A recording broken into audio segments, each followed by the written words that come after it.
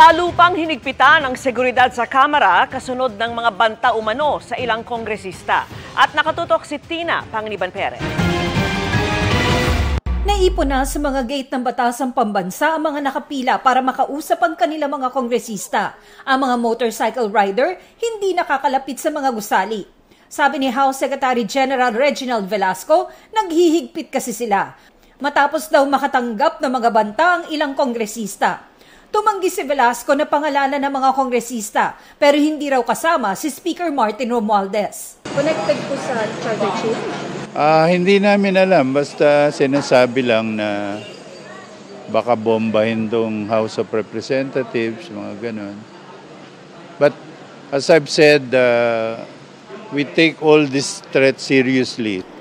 Kasama sa mga hinigpitan ang mga nakamotorsiklo. Nireport sa akin ng security, there were some motorcycles going around the premises. No?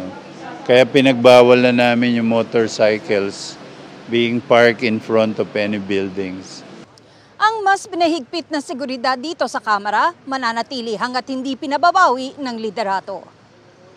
Sa gitna nito, pinagtibay naman ng mga mambabatas ang kahahain pa lang kaninang House Resolution 1562 na dinedepensahan si Romualdez at Kamara sa tinawag nilang mga pag-atake at paglabag ng Senado sa interparliamentary courtesy kaugnay sa People's Initiative.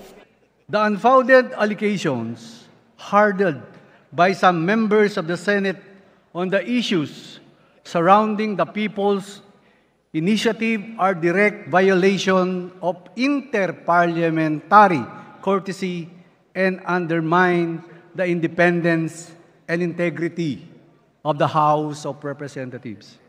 It is imperative that we denounce these underhanded tactics that erode public trust in our parliamentary processes. Pagkatapos nito, dumating naman si Speaker Romualdez na binati ng mga kasama sa Kamara.